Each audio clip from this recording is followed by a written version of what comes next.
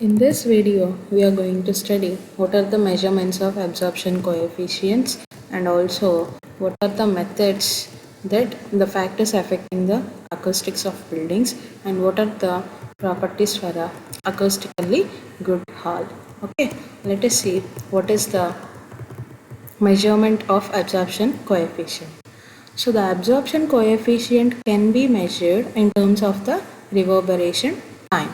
First, the reverberation time T1 is measured when absorbing material is not in the room. That means we are taking an empty room and produce the sound energy and calculating the reverberation time T1. So whenever there is no material inside the room. Next, the absorbing material having absorption coefficient A2 and surface area S2 is kept inside the room, and the reverberation time T2 is measured. What's happening here? Next, the absorbing material having absorption coefficient A2 and the surface area S2. So some material is kept in. We will kept a material having the surface area S2 and absorption coefficient A2 in the room, particular hall, which we are measuring the reverberation time. Now 1 by T1 equals to summation AS by 0.16V. Next, 1 by T2 equals to summation AS plus, now we are adding addition absorption coefficient A2 with the surface area S2. So that term will adding to this empty hall. Now from this we are writing the A2 value. That is the absorption coefficient of a material. A2 equals to 0.16V by S2 into 1 by T2 minus 1 by T1. Okay, and next, knowing the values of S2 and V, A2 can be calculated. So the absorption coefficient value can be calculated by the values of surface area and volume. Okay, and now what is the method to find the measurements of absorption coefficient? Okay, so the method adopted for such cases consists in finding the reverberation times for two sources of different emitting powers. Now we are taking the two different sources of having different emitting powers. Let the powers of the two sources be P1 and P2 and the steady state energy densities of the sources will be. So now we are taking two sources here, that is P1 and P2. So the intensity of different powers having P1, P2. Now the steady state energy densities of the source will be E1 and E2. Like E1 equals to 4P1 by Ca and E2 equals to 4P2 by Ca. When it is a one source, then it is a 4P by Ca. Let T1 and T2 be the respective times of decay of energy density to the inaudibility level E0. Then whenever the sound is dead, that goes to the inaudibility range. What will happen? E0 equals to 4P1 by Ca into e power minus alpha T1, like that according to T2 also. Now P2 by P1 equals to, it's happening here, e power A into T2 minus T1. That is, whenever we need the value A, absorption coefficient, that becomes log of P2 by P1 by T2 minus T1. But A equals to, we know the value of A absorption coefficient, that is equal to Ca by 4V. So we are replacing that for the total absorption coefficient value. Okay, now A equals to the entire time 4V by C will go to the right side, that is into multiplied by the single absorption coefficient. Okay, finally as the surface is S, okay, surface area is S, now we are considering the total as A. Using the above formula, we can find absorption coefficient of the material fixed in the room. And next, let us see what are the factors affecting the acoustics of buildings. First, there is a reverberation. The persistence of sound in the hall, even though the source of sound is cut off, is known as reverberation. It is nothing but a resound. This is due to successive reflections taking place on the walls of the hall. The reverberation time should be optimum. Too much reverberation and too low reverberation may create booming sound and flat sound respectively. So either noise or maybe a flat sound when it is the reverberation is too much or it is too low. To get an optimum value of reverberation time, sound absorbing materials are used on the walls, ceilings, floors and furnitures, whatever we said in the earlier. Note, for speeches, the optimum reverberation time is approximately 1 to 2 seconds, and for music, it is about 0.5 to 1 seconds. So what are the remedies for this means? If the walls are reflecting too much, the reverberation time will be great. If the walls are lined with absorbing materials, it should have porous structure like a sponge. This is the best example for a porous structured material or lightweight and rough surface. Then the reverberation time will be reduced.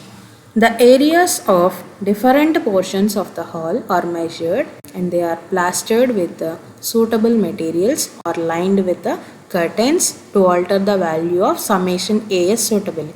That means total absorption coefficients according to the walls, floor, floor and also the materials present in the room. Now, the presence of audience in the hall reduces the time of reverberation also. So, cushioned chairs are provided to keep the absorption same whether they are occupied by the audience or not. So, the cushioned chairs are provided like auditoriums, halls, whatever it may be. Loudness. Improper or non-uniform loudness in a hall will affect the quality of music or lecture in that hall. Okay, so loudness means there is an improper or non-uniform loudness in a hall. So that reduces the quality of music, whatever the sound it may be. Whenever the loudness is improper, then it reduces the quality of the sound. Let us see what are the remedies for this. To get optimum loudness in a hall or an auditorium, proper amplification of sound should be made through power amplifiers. Now, the positioning of the loudspeakers is very important so that the loudness of the sound should be uniform throughout the hall without any echo or interference. So, the presence of speakers is important and the position of loudspeakers is also very much important for this loudness. Okay, and next, what is the focusing and interference effects? Let us see.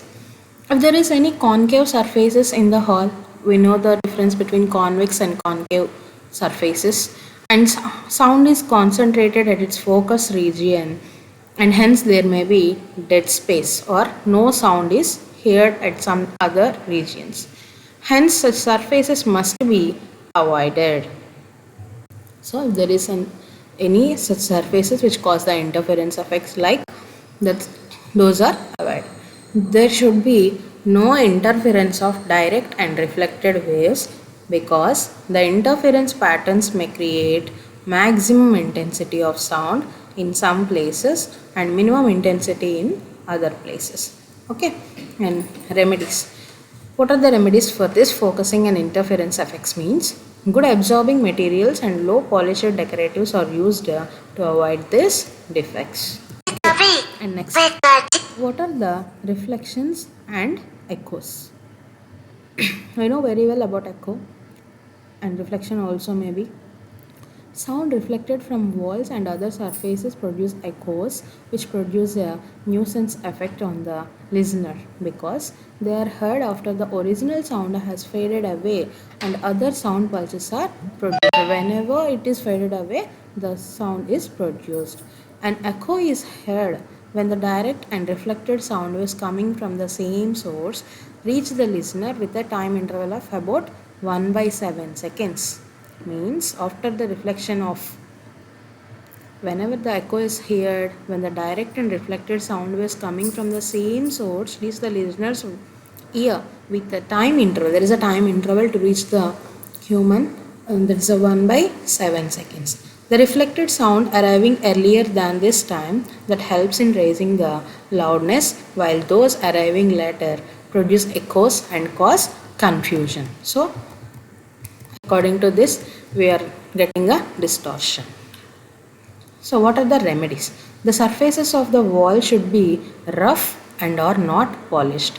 The echo effect is avoided by lining the surfaces with the sound absorbing materials and by providing a good number of doors and windows also. That is a remedy. And next, Echelon effect. Let us see what is the Echelon effect. Okay, so the Echelon effect refers to the development of a separate musical note due to the combination of echoes having regular phase difference. Due to the phase difference, there is a sound generated separately. Okay, so if there is a staircase in the hall, the reflections from equally spaced steps at regular intervals of time produce a separate sound. It is also possible when a set of railings or any regular spacing of reflected surfaces. So this effect is known as a Echelon effect. That means if let us assume a staircase in a hall. So the reflections from equally spaced steps at regular intervals of time will produce a separate sound definitely. So to avoid this. It is also possible where in a set of railings or any regular spacing reflected surfaces. So this effect is known as a Echelon effect. This makes the original sound confused. Hence, this must be avoided. The Echelon effect must be avoided. So, what are the remedies for the Echelon effect? Means there should be no staircase inside the halls. If the staircase is must, then the steps of the staircase may be made unequally and spaced and covered with the sound absorbing materials like carpets. Anyone that is best sound absorbing materials are a porous materials like cushion sides, carpets, whatever it may be. Okay, and resonance effect. What is the resonance? That's nothing but a vibrating. Okay, halos and crevices select their natural frequencies from the sound unequally produced in the hall and reinforce them, thereby producing a jarring effect or resonance. Okay, and what are the remedies for this means? Resonances are reduced by convex cylindrical segments on walls and ceiling. So they diverge the reflected wave and produce a more uniform distribution. So by using the convex cylindrical segments within the construction of the walls, so this effect will be reduced. There should not be any hollow or cavity inside the hall to avoid dissonance, and we should avoid the noises from exterior also. Okay, so these are the factors affecting the acoustic in buildings. Okay, let us see what are the basic requirements of acoustically good hall. An auditorium or a hall is said to be acoustically good if the following conditions are satisfied. Number 1. The music or speech performed on the dais should be audible in the entire hall, either direct or with the amplifier system. Okay, the sound should be present at a time to all the people which are present in the hall. Whether the hall is full with audience or not, the quality of music heard should be the same. With people or without people, the sound energy, the quality of sound, that should be equal and same in all directions. There must not be any pockets of maxima or minima due to interference or reflections. So these are all should be minimized. Okay. The frequency combination, that is the quality of sound, be uniform throughout the theater. So the quality of sound may be throughout the theater, throughout the hall, that should be uniform. Okay, that should be same. And the sounds from the exterior must not disturb the proceedings inside. So this is also one of the example. If some program is going on inside a hall or an auditorium, some external work is going on at the outside, but the external work, the external sound should not disturb the inside programs. Okay, so the loudness of sound should be uniform throughout the hall. No echoes should be present. The hall should have proper reverberation time, about 1.1 to 1.5 seconds. Okay, that should be a required reverberation time. And next, resonance or jarring effect of sound should be avoided. That is nothing but resonance should be avoided. and the syllables ought to be clear without overlapping. That means the sounds which are present, the syllables which are present through the sounds, those are not overlapped. Okay.